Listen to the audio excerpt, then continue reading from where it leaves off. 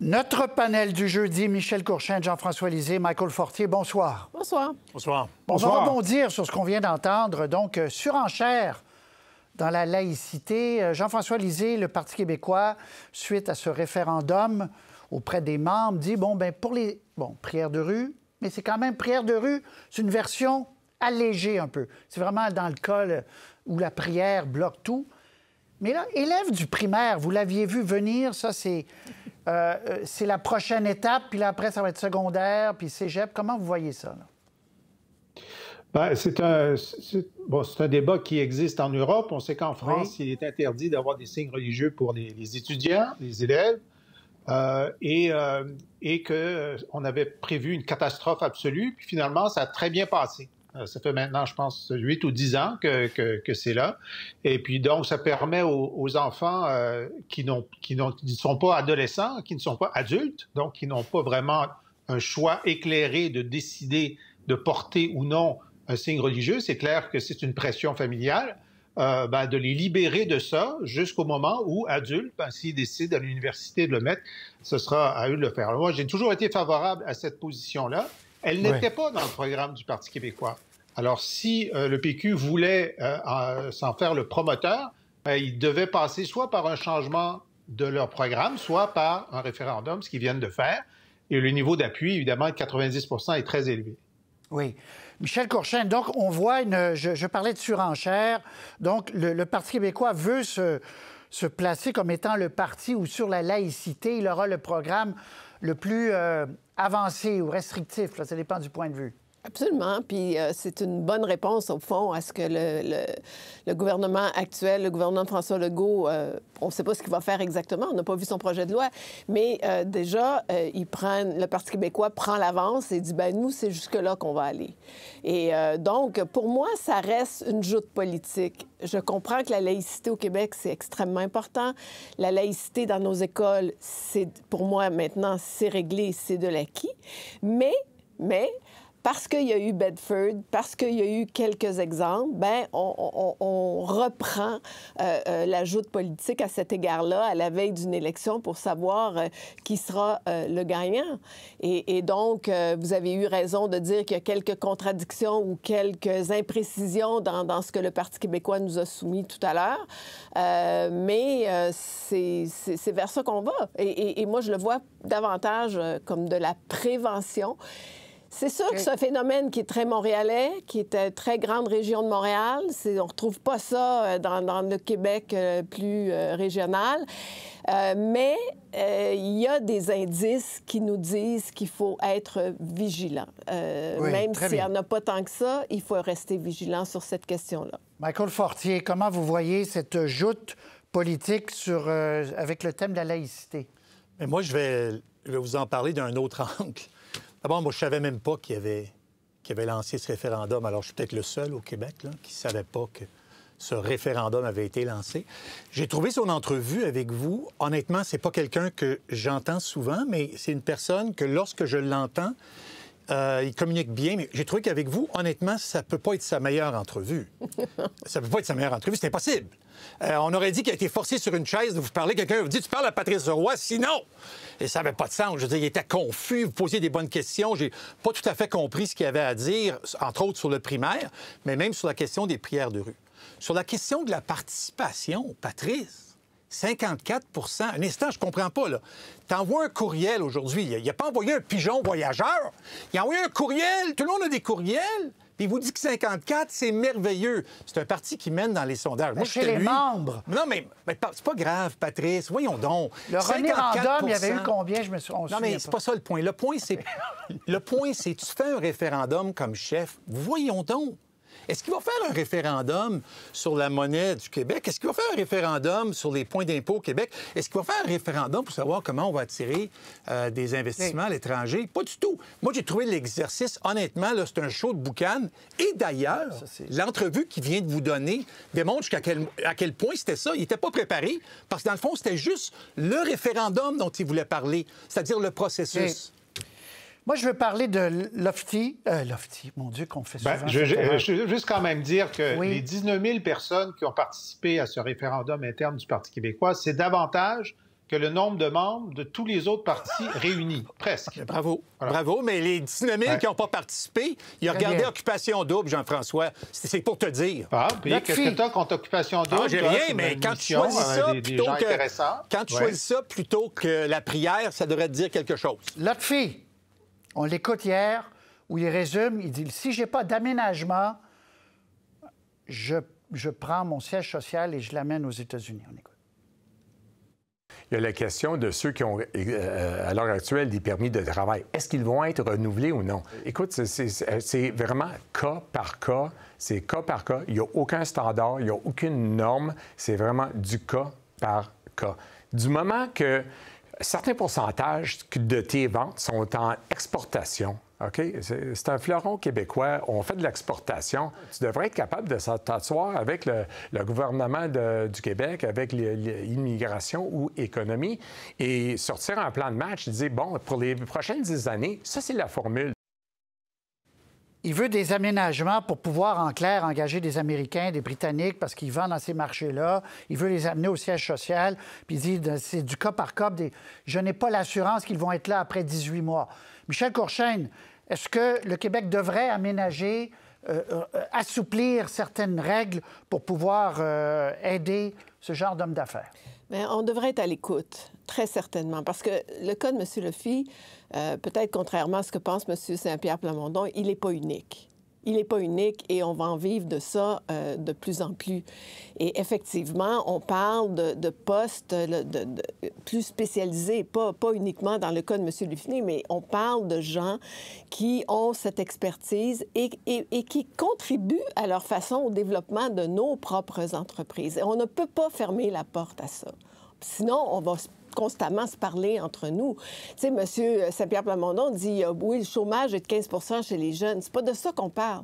On parle vraiment de personnel qui apporte une valeur ajoutée au développement d'une entreprise. Alors, il faut être à l'écoute, pas juste d'une personne qui parle, mais de vraiment d'un nombre élargi, puis pas juste à Montréal, en région. C'est pas un caprice, comme a dit la députée du Parti québécois. Jean-François Lisée. Est-ce qu'on doit assouplir les règles pour aider quelqu'un qui veut rester au Québec, qui veut rester à Montréal? Bon, d'abord, son besoin est extraordinairement précis, là. OK? Ouais. C'est pas qu'il veut embaucher des ingénieurs qui vont venir ici, à qui on va demander, en ce moment, bien, il faut que tu apprennes le français dans les 2 premières années. Non! Là, il prend de l'expansion aux États-Unis et au Royaume-Uni, et les gens qu'il veut embaucher, ce sont des spécialistes des marchés des États américains et du Royaume-Uni. Alors ça, c'est pas quelque chose qu'on enseigne à HEC, OK? Bon. Il va y avoir des gens qui ont de l'expérience du marché. Puis il y en a une douzaine, OK? Bien là, c'est extraordinairement précis comme demande. Puis moi, je connaissais quelqu'un qui était ministre de l'Économie qui s'appelle Bernard Landry. Il aurait publié le décret en 2 jours. En 2 jours, il aurait dit... il y a une voie rapide pour ceux qui sont des étrangers qui ont une connaissance du marché dans lequel vous voulez agir. Parce que lui, il voyait ça, là. Alors, ça ne remet pas en cause la politique générale du gouvernement d'équilibre linguistique, y compris dans les entreprises qui exportent. Là où M. Lutfi dit n'importe quoi, c'est s'il fallait que toutes les entreprises qui exportent aient des passe-droits sur la connaissance linguistique de leurs employés, mais tout Montréal serait en exception parce que tout le monde exporte. Okay. Mais ça vous êtes d'accord, Jean-François? D'être bilingue. Vous êtes d'accord avec les demandes? Parce que son point est tellement précis. C'est 12 personnes. C'est un caprice au Parti québécois que j'ai entendu hier. C'est peut-être... Moi, je parle pour moi, là. Alors, c'est 150 personnes peut-être au Québec dans cette catégorie d'emploi. Michael Fortier, vous allez être d'accord avec Jean-François Lisée. Mais en fait, c'est pas une question d'être d'accord ou non. Je pense que Jean-François a très bien présenté le cas. C'est qu'on parle de postes de haute direction. Alors, c'est ce que M. Lotfi vous a dit hier, c'est ce qu'il a répété à vos collègues également, et c'est un petit peu ce que M. Plamondon a manqué tantôt, mais je dirais qu'il avait quand même montré une ouverture, mais je pense qu'il ne comprenait pas que c'est vraiment des postes de haute direction qui ne touchent pas seulement des gens qui connaissent nécessairement le marché anglais ou américain. Bon, il vous a aussi parlé de designer industriel. Il en a parlé dans ses entrevues. Alors moi, je pense que oui, la question, c'est est-ce qu'on devrait donner des aménagements? La réponse, c'est oui. Parce que je ne suis pas tout à fait d'accord avec Michel. Ça ne touche pas tant d'entreprises que ça. Vous savez, les entreprises au Québec, là, il y en a qui agissent localement, d'autres à l'échelle du Canada. Puis c'est vraiment pas une grande majorité qui exporte et à grande échelle. Ouais. Donc, on parle vraiment de peu d'entreprises et on devrait trouver une façon de permettre à ces entreprises d'amener ici, à Montréal, ou dans la Beauce, ou à Shawinigan, des hommes et des femmes qui ne sont pas nécessairement nés ici, puis qui ne parlent pas nécessairement notre langue. Et ils vont rester ici 3, 4, 5 ans. Ben voilà. Monsieur Lotfi a raison. Tu ne peux pas engager quelqu'un juste pour 3 ans. Cette personne-là ne voudra pas déménager sa famille, faire ces sacrifices importants pour venir à Montréal. Les permis sont sur 3 ans, puis il n'a pas l'assurance qu'ils vont être renouvelés. C'est ça qu'il plaide. Oui, il plaide ça qu'il plaide. Puis en plus, je veux juste terminer sur la langue. On va se dire la vérité. Quand on demande à une femme ou à un homme qui vient ici, on va dire qu'il vient d'Italie, qui a 47 ans ou 52 ans, puis on lui dit « Promets-moi que tu vas apprendre le français d'ici 2 ans. » Est-ce qu'on peut se dire la vérité? Ils ne l'apprennent pas. Ils n'ont pas le temps. Ils voyagent beaucoup. Est-ce qu'on peut donc arrêter de faire semblant qu'ils essaient de l'apprendre puis se dire c'est drôle correct. Parce que ceux qui déménagent aux États-unis, ils l'apprennent en 2 ans, l'anglais. Non, ils le savent déjà. Jean-François, ils le savent déjà avant d'y aller. Mais Michel, Michael, je voudrais juste te dire, là, on parle d'exportation, puis on parle de spécialistes dans le marché. Moi, ma référence, c'était pas uniquement ce créneau très pointu. Pensons à l'innovation. Tu peux avoir des besoins en innovation pour développer des produits manufacturiers. Et ça, tu vas retrouver ça dans d'autres entreprises. Moi, je pense que le besoin, il est un peu plus important qu'on veut bien le croire. En tout cas, moi, qui suis aussi dans l'entreprise privée, dans une autre vie en ce moment, je l'entends de plus en plus. Et c'est cette ouverture-là qu'il faut avoir. Je comprends qu'on a des ingénieurs, mais parfois, d'aller chercher cette expertise dans une autre partie du monde, ça peut aussi contribuer si on ouvre à trop notre large, économie. Michel, pas trop large. C'est pas ce que je dis. Si on ouvre trop large, on va tuer l'opportunité d'intéresser des gens comme dans les entreprises de Lotfi et les 40 autres qui vraiment font une grande différence dans notre économie. Excès, mes collègues, je ne suis pas dans l'excès. Ce que je dis, il faut avoir de l'ouverture, il faut avoir de l'écoute, il faut avoir de l'ouverture. Oui. Et il faut consulter et savoir quels sont nos besoins. Parce que les problèmes qu'on a avec nos seuils d'immigration, c'est qu'on n'a fait aucun lien avec nos besoins économiques par secteur d'activité. L'avez-vous, ce portrait-là, à l'échelle du Québec? On ne l'a pas. Non. Puis on va renvoyer un Tunisien qui parle français, qui est soudeur. Jean-François Lisée. OK, Jean-François Lisée, conclusion là-dessus. Bon, alors, moi, je pense qu'il faut être très chirurgicaux là-dessus, parce que si on parle, la définition qu'il a donnée des gens qui connaissaient le marché, d'ailleurs, je ne sais pas pourquoi ils ont besoin d'être au siège social. Ils devraient être dans leur marché et faire du télétravail. Bon, il gère sa business comme il veut. Il engage du monde c'est son ici. affaire. Mais s'il veut qu'il soit proche, il a juste à ouvrir un bureau à Burlington, ça va prendre 1h30. Bon, quoi qu'il en soit, vous voulez envoyer cet homme aux États-Unis? Non, alors, ce sont des gens qui travaillent sur le marché américain.